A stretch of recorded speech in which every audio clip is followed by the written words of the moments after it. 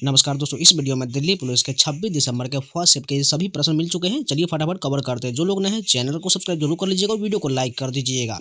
First question देखिए, भारतीय संविधान की आत्मा किस अनुच्छेद को कहा जाता है? सभी को पता है, अनुच्छेद 32 को जो है भारतीय संविधान की आत्मा कहा जाता है। और आज ही मैंने जो पॉलिटी के जितने भी अनुच्छेद होते हैं, इसके अलावा संविधान संशोधन जहाँ से विदेशी स्रोत लिया गया, ये सभी दिया, जाके प्लेलिस्ट में जरूर देख लीजिए। अगर बात करें भारतीय संविधान के अनुच्छेद 32 को संवैधानिक उपचारों का अधिकार कहा जाए और इसे डॉक्टर भीमराव अम्बेडकर ने संविधान के हृदय और आत्मा कहा था, क्योंकि यह नागरिकों को अपने मौलिक अधिकार के हनन पर सीधे सुप्रीम कोर्ट में जाने और न्याय पाने का अधिकार देता है, जिससे संविधान के अन्य प्रावधानों को प्रभावी बनाया जा सके। वहीं बात करें प्रस्तावना को भी भारतीय संविधान की आत्मा कुंजी कहा जाता है, पहचान पत्र, हृदय और सार कहा गया है, क्योंकि यह संविधान के मूल आदर्श जैसे लक्ष्य, न्याय, स्वतंत्रता, समानता, बंधुत्व और राष्ट्र के स्वरूप संप्रभु, समाजवादी, पंथ निरपेक्ष, लोकतांत्रिक गणराज्य को दर्शाता है, जो संविधान की अंतरात्मा और इसके अर्थ को समझने के लिए एक मार्गदर्शक है। नेक्स्ट क्वेश्चन देखिए, मानव मस्तिष्क का कौन सा भाग स्पर्श, तापमान, दबाव और दर्द जैसे संवेदी सूचनाओं के लिए जिम्मेदार है?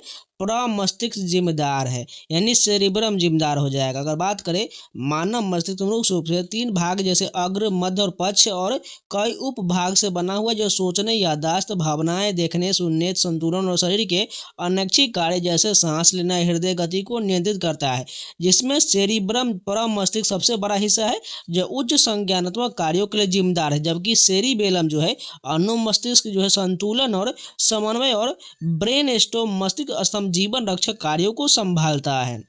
नेक्स्ट क्वेश्चन देखिए, प्रथम पंचवर्षीय योजना का कार्यकाल कब से कब तक था? 1951 से 56 तक हो जाएगा। और मैंने पंचवर्षीय योजना का लगभग आज से 5 दिन पहले ही डिटेल वीडियो करा दिया हुआ है और लगातार इसे 3 से 4 प्रश्न पूछा जा रहा है। आप जाइए उन सभी वीडियो को जरूर देख लीजिएगा। एक ही वीडियो मात्र 30 मिनट का है, जिसमें मैंने पंचवर्षीय योजना का डिटेल वीडियो कराया हुआ है, दिल्ली पुलिस प्लेलिस्ट में पड़ा हुआ है। बात करें भारत की पहली पंचवर्षीय योजना, ये इसका कार्यकाल 1951 से 56 तक था, जो 1951 में शुरू हुआ था और 56 में समाप्त हुआ। मुख्य रूप से यह कृषि और सिंचाई पर केंद्रित था, जिसे विश्व बैंक और सोवियत मॉडल से प्रेरित होकर शुरू किया गया था।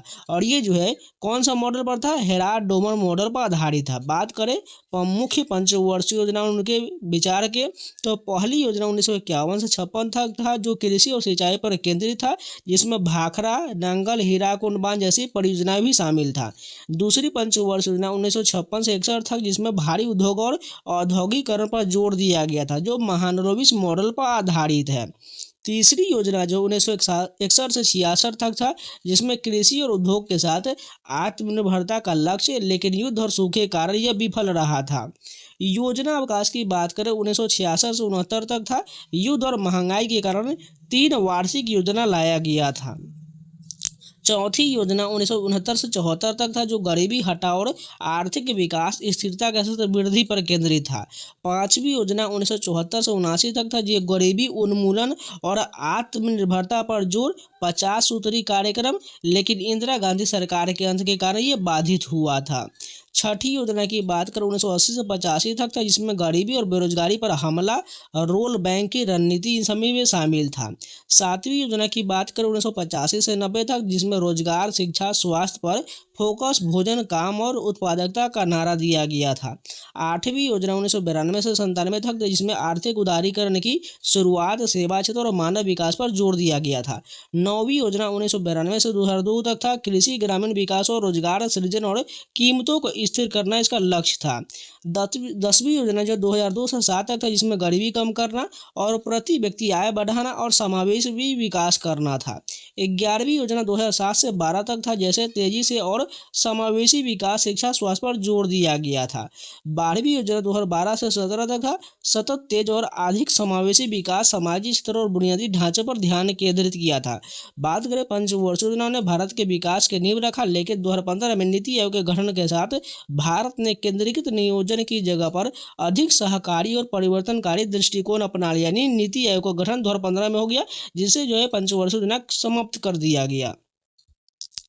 अगर बात करें आगे बढ़ने से पहले एक छोटा सा इन्फॉर्मेशन, टेक्स्ट बुक के द्वारा जो बहुत बड़ा ऑफर चलाया जाएगा, जो 27 तारीख रात 12 से 1 के बीच रहने वाला है।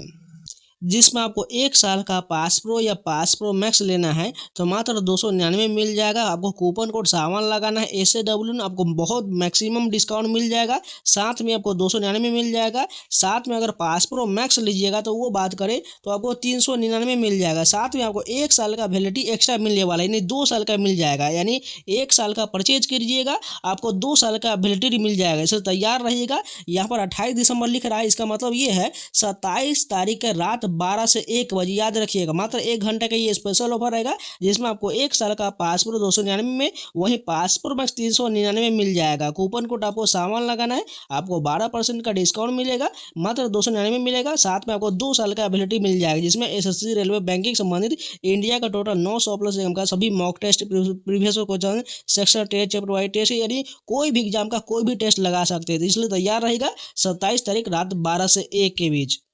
नेक्स्ट क्वेश्चन देख, स्पिरिट नाइट पुस्तक के लेखक कौन है? स्पिरिट नाइट पुस्तक के लेखिका स्टेरीन कीर है, जो नागालैंड की एक प्रसिद्ध लेखिका है और उन्हें इस उपन्यास के लिए साहित्य अकादमी पुरस्कार 2024 से सम्मानित किया गया था।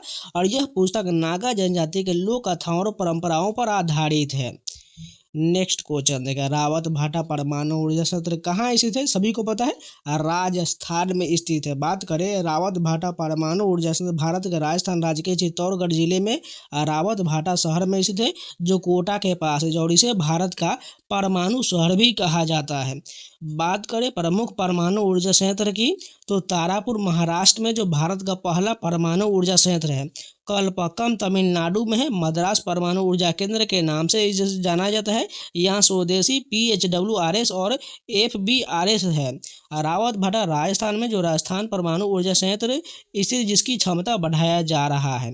काकरापार गुजरात में है, जो गुजरात में स्थित है, और यहाँ भी नई इकाई जुड़ रहा है। नरौरा उत्तर प्रदेश में, उत्तर प्रदेश के एकमात्र परमाणु ऊर्जा संयंत्र है। कैगा कर्नाटक में, जो कर्नाटक में स्थित परमाणु ऊर्जा केंद्र है। कूडनकुलम तमिलनाडु में, जो रूस के सहयोग से निर्मित है और भारत का सबसे बड़ा परमाणु ऊर्जा संयंत्र है। गोरखपुर, जो हरियाणा की बात करें तो हरियाणा में निर्माणाधीन नया संयंत्र है। चुडका और भीमपुर, ये मध्य प्रदेश में, जो मध्य प्रदेश में प्रस्तावित संयंत्र है। जैतापुर महाराष्ट्र में फ्रांस के सहयोग से प्रस्तावित बड़ा संयंत्र है। कोवाडा जो है आंध्र प्रदेश में, जो आंध्र प्रदेश में प्रस्तावित संयंत्र है। नेक्स्ट क्वेश्चन देखें, तूफान के दौरान कच्ची घर के जो छत है क्यों उड़ जाता है? यहाँ पर थोड़ा टाइपिंग मिस्टेक हो चुका है। तूफान के दौरान कच्चे घरों की छत इसलिए उड़ जाता है क्योंकि तेज हवा छत के ऊपर का कम दबाव और घर के अंदर ज़्यादा दबाव बना देता है, जिससे जो है शक्तिशाली ऊपर की ओर धकेलने वाला बल लिफ्ट पैदा होता है। और ये दबाव का अंतर जो है, जिसे बर्नौली के सिद्धांत के समझा जा सकता है, छत को जमीन से खींचकर उड़ा देता है, खासकर अगर छत ठीक से बंधा न हो, उसमें दरारें हों। नेक्स्ट क्वेश्चन देखा, 2002 में परिसीमन आयोग द्वारा तैयार किया गया सीमाओं का उपयोग करके चुनाव कराने वाला प्रथम राज्य कौन है? पहला राज्य कर्नाटक है, जहां 2008 के विधानसभा चुनाव में इन नई सीमाओं यानी परिसीमन को लागू किया गया था, जिसके बाद यह अन्य राज्यों में भी चुनाव हुआ। हालांकि असम और अरुणाचल प्रदेश, मणिपुर, नागालैंड जैसे कुछ राज्यों में सुरक्षा कारणों से टाल दिया गया था। नेक्स्ट क्वेश्चन देखिए, भारतीय जूट उद्योग किस नदी के किनारे है? हुगली नदी के किनारे है। भारतीय जूट उद्योग मुख्य रूप से हुगली नदी के किनारे, विशेषकर पश्चिम बंगाल में स्थित है, क्योंकि यह क्षेत्र जूट उत्पादन, प्रसंस्करण, परिवहन के लिए आदर्श परिस्थिति प्रदान करता है, जैसे उपजाऊ मिट्टी, जल की उपलब्धता, सस्ते श्रमिक और कोलकाता बंदरगाह से निकटता के कारण बसाया गया है। नेक्स्ट क्वेश्चन देखिए, Ctrl+S से क्या होता है? Ctrl+S जो है शॉर्टकट का मतलब मुख्य रूप से फाइंड एंड रिप्लेस करना है। डायलॉग बॉक्स खोलना, जिसे आप किसी डॉक्यूमेंट या टेक्स्ट में एक शब्द को ढूंढकर उसे शब्द से बदल सकते हैं, या वेब ब्राउजर में ब्राउजिंग हिस्ट्री को देखने में भी काम आता है। अगर कुछ इंपॉर्टेंट शॉर्टकट की बात करें तो Ctrl+C से कॉपी होता है, Ctrl+V से पेस्ट होता है, Ctrl+X से कट होता है, Ctrl+Z से अंडू होता है, यानी पिछली क्रिया को रद्द किया जाता है, Ctrl+Y से रीडू किया, जिसे अंडू की गई प्रक्रिया को फिर से किया जाता है, Ctrl+S से सेव किया जाता है, Ctrl+A से सभी को चयन यानी सिलेक्ट ऑल किया जाता है, Ctrl+P से प्रिंट किया जाता है, Ctrl+N से नया दस्तावेज यानी विंडो खोला जाता है, Ctrl+O से फाइल ओपन किया जाता है, Ctrl+F से खोजना यानी फाइंड किया जाता है। नेक्स्ट क्वेश्चन देखिए, भारत के दक्कन का पठार मुख्य रूप से किस चट्टान से बना हुआ है? दक्कन का पठार मुख्य रूप से बेसाल्ट चट्टान से बना है, जो ज्वालामुखी विस्फोट से निकले लावा के ठंडा होने और जमने से बना है, जिन्हें दक्कन ट्रैप के भी कहा जाता है। और यह चट्टान लौह, मैग्नीशियम और कैल्शियम से भरपूर होता है, जिसमें यहाँ काली मिट्टी बनता है, जो कपास की खेती के लिए उपजाऊ होता है। नेक्स्ट क्वेश्चन देखें, नागार्जुन सागर बांध किस नदी पर है? ये जो कृष्णा नदी पर है। बात करें, कुछ लोग बता रहे थे तुंगभद्रा बांध पूछा गया, तो तुंगभद्रा बांध किस नदी पर है? ये तुंगभद्रा नदी पर, जो मुख्य रूप से तुंगभद्रा बांध जो है, जिसे पंपा सागर के नाम से भी जाना जाता है, जो कर्नाटक के होसपेट के पास स्थित है। और ये एक बड़ा बहुउद्देशीय बांध और सिंचाई और बिजली उत्पादन के लिए उपयोग होता है। इसके अलावा इसी नदी का पर ब्रिटिश काल के दौरान एक पुराना बांध सुंकेसुला बैराज भी है, जो कुरनूल के पास है। बात करें प्रमुख बांध और नदी और राज्य के, तो टिहरी बांध भागीरथी नदी पर उत्तराखंड में, जो भारत का सबसे ऊंचा बांध है। भाखड़ा नंगल बांध सतलुज नदी पर हिमाचल प्रदेश, पंजाब और हरियाणा को लाभ पहुंचाता है। सरदार सरोवर बांध नर्मदा नदी गुजरात में है, जो नर्मदा घाटी परियोजना का सबसे बड़ा ये केंद्र है। नागार्जुन सागर बांध कृष्णा नदी तेलंगाना, आंध्र प्रदेश विश्व का सबसे बड़ा चिनाई वाला बांध है। हीराकुड बांध महानदी पर ओडिशा में, जो भारत का सबसे लंबा बांध है। इडुक्की जो है ये पेरियार नदी केरल में है, केरल का सबसे बड़ा जल विद्युत स्रोत का केंद्र है। कोयना बांध कोयना नदी महाराष्ट्र में, जो महाराष्ट्र की सबसे बड़ी जल विद्युत परियोजना है। रिहंद बांध रिहंद नदी पर उत्तर प्रदेश में, जो गोविंद बल्लभ पंत सागर जुड़ा हुआ है। काकरा पार जो है ताप्ती नदी गुजरात में है। बाण सागर ये सोन नदी मध्य प्रदेश में है। मेट्टूर बांध कावेरी नदी पर तमिलनाडु में है। नेक्स्ट क्वेश्चन देखें, लोकतंत्र का मूल अर्थ क्या है? लोकतंत्र का मूल अर्थ जनता का शासन, यही आपको ऑप्शन में दिया गया होगा, जहां सत्ता जनता के हाथ में होता है और लोगों अपने चुने हुए प्रतिनिधि के माध्यम से या सीधे शासन में भाग लेते हैं। यह जनता का द्वारा और जनता के लिए शासन है, जो स्वतंत्रता, समानता, न्याय और सभी नागरिकों के अधिकार पर आधारित है, जिसमें वोट देने और अपनी राय रखने का अधिकार शामिल है। नेक्स्ट क्वेश्चन देखें, निम्नलिखित में से कौन सा पेड़ बिजली का अर्धचालक या सुचालक होता है, जिस पर आसमानी बिजली गिरने की संभावना रहता है? तार के पेड़ पर गिरने की संभावना रहता है। नेक्स्ट क्वेश्चन देखिए, राजकोषीय घाटा नियम 2003, जिसे FRBM यानी fiscal responsibility and budget management act 2003 किससे संबंधित है? राजकोषीय उत्तरदायित्व और बजट प्रबंधन अधिनियम 2003 भारत में वित्तीय अनुशासन लाने, राजकोषीय घाटे और सार्वजनिक ऋण के नियंत्रित करने के लिए बनाया गया। ये एक कानून है जिसका लक्ष्य संतुलित बजट बनाना और सरकार के वित्तीय कार्यों में पारदर्शिता लाना, जिसमें GDP के 3% तक राजकोषीय घाटे को सीमित करने जैसे लक्ष्य निर्धारित किए गए हैं।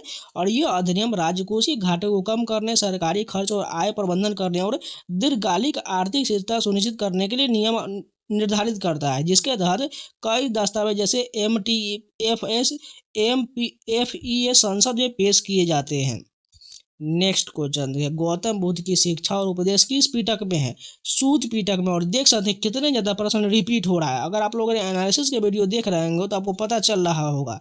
अगर बात करें, बौद्ध धर्म के 3 मुख्य पिटक हैं, जिसे टोकरी कहा जाता है। सूत पिटक में जो है बुद्ध के उपदेश है। विनय पिटक में भिक्षुओं के नियम और आचार संहिता है। और अभिधम पिटक में बौद्ध दर्शन के सिद्धांत, जो मिलकर त्रिपिटक कहलाते हैं और पाली भाषा में लिखे गए हैं। नेक्स्ट क्वेश्चन देखें, थार मरुस्थल की प्रमुख विशेषता क्या है? थार मरुस्थल की प्रमुख विशेषता अत्यधिक तापमान, कम वर्षा यानी 25 सेंटीमीटर से कम, शुष्क जलवायु, रेतीली मिट्टी और रेत के टीले हैं। यह विश्व के सबसे अधिक जनसंख्या घनत्व वाला मरुस्थल भी है, जहां अरावली के पश्चिम में स्थित होकर भी यह लू जैसी गर्म हवा और शुष्क परिस्थिति के लिए जाना जाता है, जिसमें खेजड़ी जैसे पेड़ और ऊँट नीलगाय जैसे जीव पाया जाता है। और यह भारत पाकिस्तान के बीच एक प्राकृतिक सीमा भी बनाता है। नेक्स्ट क्वेश्चन है, हरियाणा का वर्तमान राज्यपाल कौन है? असीम कुमार घोष जो है हरियाणा का वर्तमान राज्यपाल है। और हर शिफ्ट में जितना भी अगर राज्यपाल आया है, उन सभी में मैंने एक्स्ट्रा फैक्ट में आपको कराए हैं। चलिए आज भी करा देते हैं, जिससे आप कंफ्यूज मत होइएगा। बात कर अरुणाचल प्रदेश का राज्यपाल कौन है?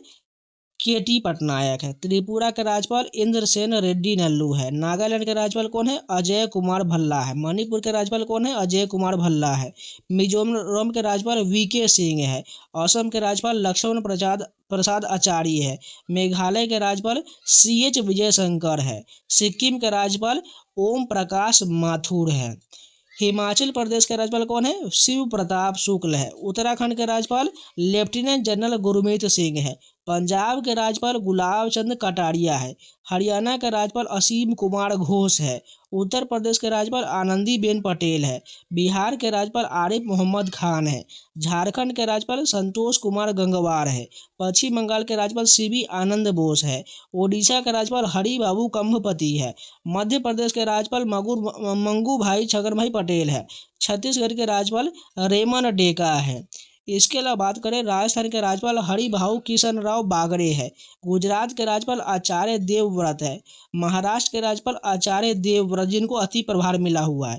कर्नाटक के राज्यपाल थावर चंद गहलोत है। गोवा के राज्यपाल पुष्पति अशोक गजपति राजू है। केरल के राज्यपाल राजेंद्र विश्वनाथ आर्लेंकर है। तमिलनाडु के राज्यपाल आर एन रवि है।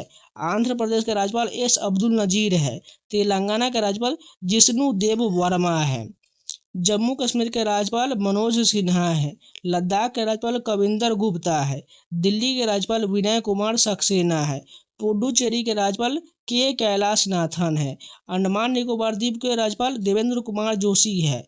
चंडीगढ़ की बात करें तो गुलाब चंद कटारिया है। दादर नगर दमन दीव का कौन है? प्रफुल्ल पटेल है। और लक्षद्वीप के भी राज्यपाल प्रफुल्ल पटेल। बाकी अब जितने भी मुख्यमंत्री है ये सभी आपको देखना है। जितने भी मुख्यमंत्री है वो सभी राज्य का मैं स्क्रॉल कर रहा हूँ, फटाफट देख लीजिएगा, ठीक है, जिससे आपको ये सारे प्रश्न याद हो जाए, ठीक है। नेक्स्ट क्वेश्चन देखिए, 2025 के एशियाई एथलेटिक चैंपियनशिप में भारत ने कुल कितना पदक जीता था? इसमें भारत ने टोटल 24 पदक जीता था, जिसमें 8 स्वर्ण, 10 रजत और 6 कांस्य जीते और पदक तालिका में दूसरे स्थान पर रहा था। नेक्स्ट क्वेश्चन देखिए, पेड़ पौधे में जल का परिवहन किसके माध्यम से होता है? पौधों में जल का परिवहन मुख्य रूप से जाइलम के नामक संवहनी ऊतक के माध्यम से होता है, जो जड़ों से पानी और खनिजों को सोखकर तने और पत्ते तक पहुंचाता है।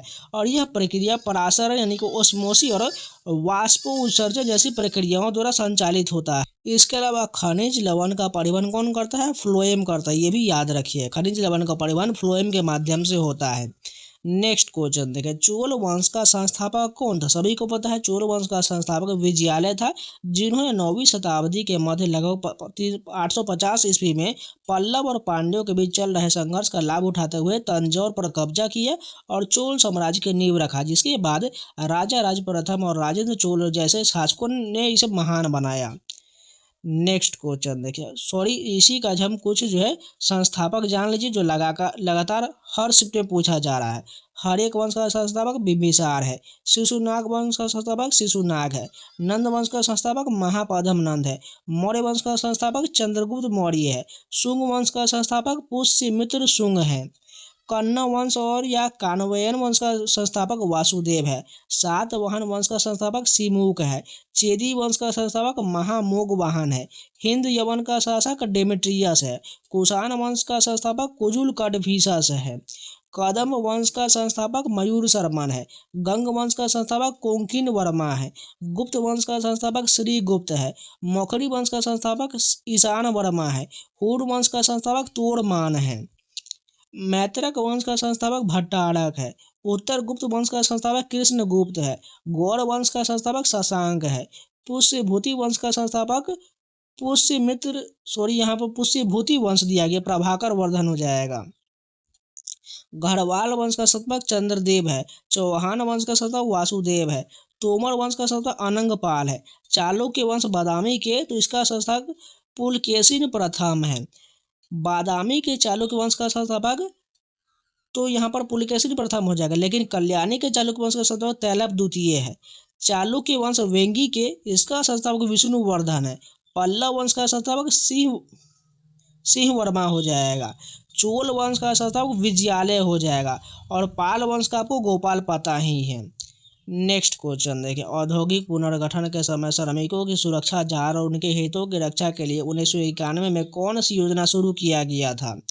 1991 के औद्योगिक पुनर्गठन और आर्थिक सुधारों के द्वारा श्रमिकों के हितों की रक्षा के लिए कई योजना सीधे तौर पर शुरू नहीं किया गया, बल्कि राष्ट्रीय नवीनीकरण निधि यानी कि नेशनल रिन्यूअल फंड यानी NRF की स्थापना किया गया था, जिसका उद्देश्य औद्योगिक बदलाव से प्रभावित श्रमिकों को सामाजिक सुरक्षा और पुनर्वास सहायता प्रदान करना था। साथ ही SICA यानी सिक इंडस्ट्रियल कंपनीज एक्ट में संशोधन करके बीमार कंपनियों को पुनर्जीवित करने और श्रमिकों को रोजगार बचाने की कोशिश किया गया था। नेक्स्ट क्वेश्चन देखिए, HTTP का मुख्य कार्य क्या है? इसका फुल फॉर्म बात करें तो हाइपर टेक्स्ट ट्रांसफर प्रोटोकॉल होता है। इसका मुख्य काम वेब ब्राउजर और वेब सर्वर के बीच जानकारी जैसे वेब पेज, इमेज, डाटा का आदान प्रदान करना है, जिसे हम इंटरनेट पर वेबसाइट को देख पाते हैं। और यह एक अनुरोध प्रतिक्रिया ने रिक्वेस्ट रिस्पॉन्स प्रोटोकॉल है जो हाइपर लिंक के माध्यम से वेब पेज को जोड़ने और लोड करने का काम करता है। नेक्स्ट क्वेश्चन देखिए, IPC के निर्माणकर्ता कौन है? भारतीय दंड संहिता के निर्माणकर्ता मुख्य रूप से लॉर्ड थॉमस बेबिंगटन मैकाले थे, जिनकी अध्यक्षता में 1874 में बने प्रथम भारतीय विधि आयोग ने इसका मसौदा तैयार किया था। और यह 1860 में ब्रिटिश भारत में अधिनियमित होकर 1862 में लागू हुआ था, जिसका उद्देश्य भारतीय आपराधिक कानूनों को संहिताबद्ध करना था। नेक्स्ट क्वेश्चन देखिए, भाद्रपद महीने में महिलाओं द्वारा कौन सा व्रत रखती है जिसमें वे अपने पति की लंबी आयु की कामना करती है? हरितालिका तीज में जो है अपने पति की लंबी आयु की कामना करती है।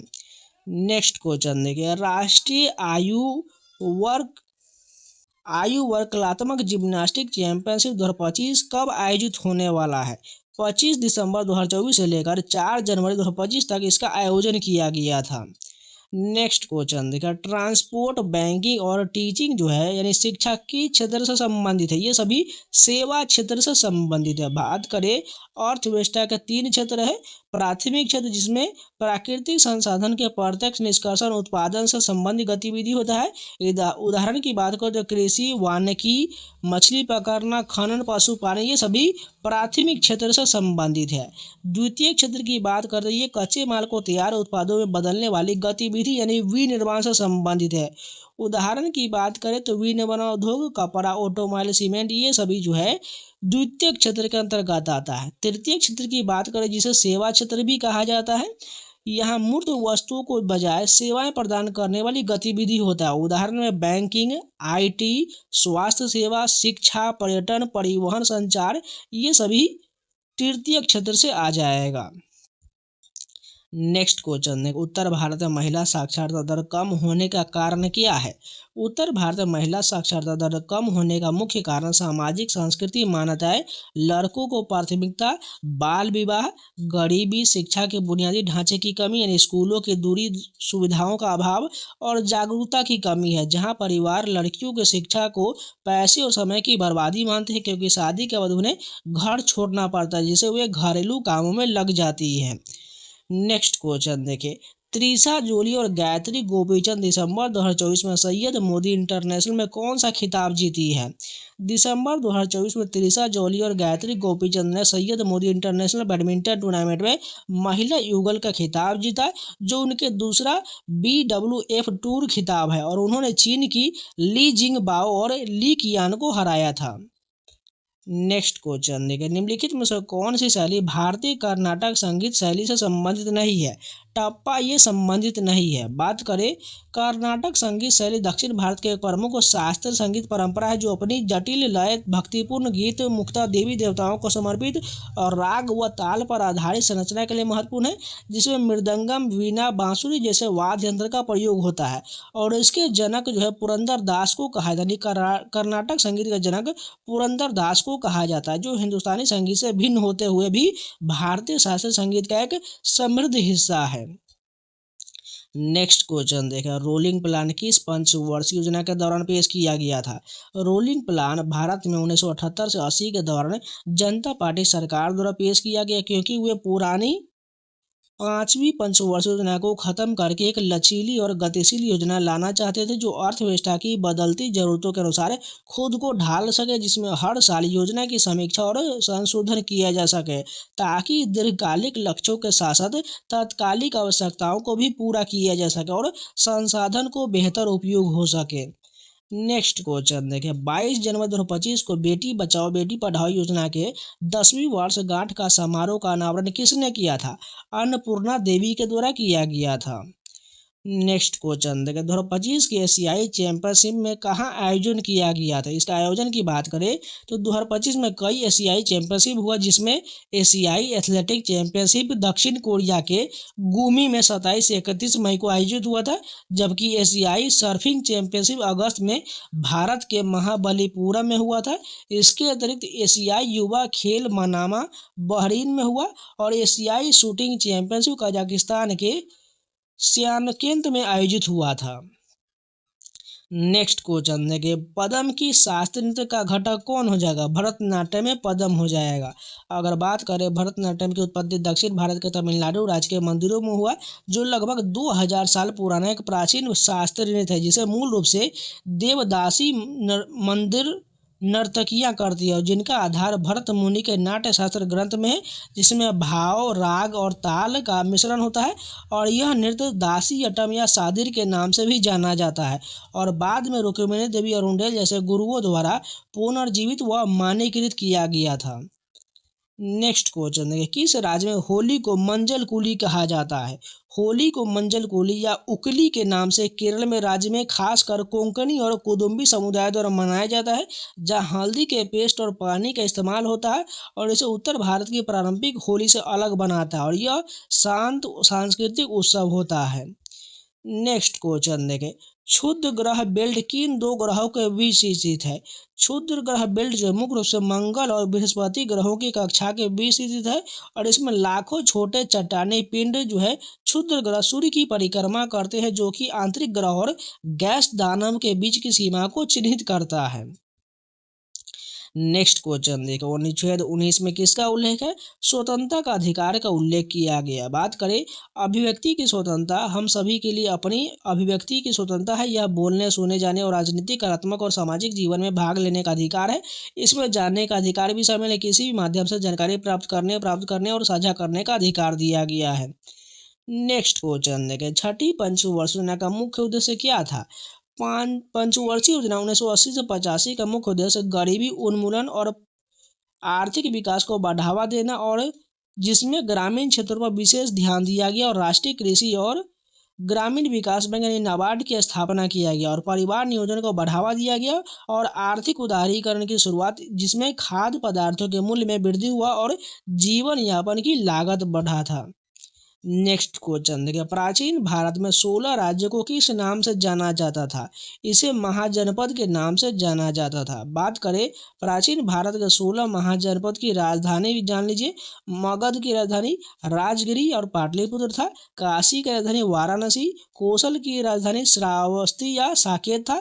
वज्जी की राजधानी वैशाली, अंग की राजधानी चंपा, वश की राजधानी कौशाम्बी, अवंती की राजधानी उज्जैन या माहिष्मती, चेदी की राजधानी शक्तिमती, कुरु की राजधानी इंद्रप्रस्थ, मत्स्य की राजधानी विराटनगर, शूरसेन की राजधानी मथुरा, अस्मक की राजधानी पोतन, कंबोज की राजधानी हाटक, गंधार की राजधानी तक्षशिला और मल्ल की राजधानी कुशावती पावा या कुशीनगर और पंचाल की राजधानी अहिच्छन या काम्पिल्य था। नेक्स्ट क्वेश्चन देखिए मूल कर्तव्यों को किस संविधान संशोधन के जरिए जोड़ा गया था। 42वें संविधान संशोधन 1976 के माध्यम से जोड़ा गया और इसे लघु संविधान संशोधन भी कहा जाता है। बात करें मौलिक कर्तव्य को 1976 में 42वें संविधान संशोधन अधिनियम के जरिए भारतीय संविधान में शामिल किया गया, जो स्वर्ण सिंह समिति की सिफारिश पर आधारित है और संविधान के भाग 4A में अनुच्छेद 51 में जोड़ा गया। शुरुआत में 10 कर्तव्य थे, जिन्हें बाद में 2002 में 86वें संशोधन के दौरान 11 कर दिया गया। नेक्स्ट क्वेश्चन देखें निम्नलिखित में से कौन सा एक संवैधानिक निकाय नहीं है। नीति आयोग जो ये संवैधानिक निकाय नहीं है। दिए गए विकल्प में नीति आयोग और राष्ट्रीय मानवाधिकार आयोग जैसे निकाय संवैधानिक निकाय नहीं है, क्योंकि इनका उल्लेख संविधान में कहीं नहीं है, बल्कि इन्हें सरकार के प्रस्ताव या संसद का अधिनियम जैसे NHRC द्वारा बनाया गया है। जो संवैधानिक निकाय वे हैं जिनका संविधान में स्पष्ट उल्लेख है, जैसे चुनाव आयोग, UPSC और CAG, ये सभी संवैधानिक निकाय हो जाएगा। नेक्स्ट क्वेश्चन देखिए खेलो इंडिया गेम्स 2025 का आयोजन कहाँ किया गया था। खेलो इंडिया गेम 2025 के दो मुख्य संस्करण हुए। खेलो इंडिया यूथ गेम्स का आयोजन बिहार के पटना, राजगीर, बेगूसराय, गया, भागलपुर में हुआ, जो 4 से 15 मई 2025 तक हुआ। जबकि खेलो इंडिया यूनिवर्सिटी गेम्स का आयोजन राजस्थान के 7 शहर 24 नवंबर से लेकर 5 दिसंबर 2025 किया गया। और खेलो इंडिया पैरा गेम्स भी नई दिल्ली में हुआ था, जो बिहार के यूथ गेम्स के बाद आयोजित हुआ था। नेक्स्ट क्वेश्चन देखें, PMKMY योजना के अंदर कितनी पेंशन दिया जाता है? प्रधानमंत्री किसान मानधन योजना लघु और सीमांत किसानों को 18 से 40 वर्ष के लिए एक स्वैच्छिक पेंशन योजना है, जिसमें किसान और सरकार मिलकर अंशदान करते हैं, जिसमें 60 वर्ष की आयु के बाद 3,000 रुपये प्रति माह की निश्चित पेंशन मिलता है। और यह योजना सामाजिक सुरक्षा प्रदान करता है।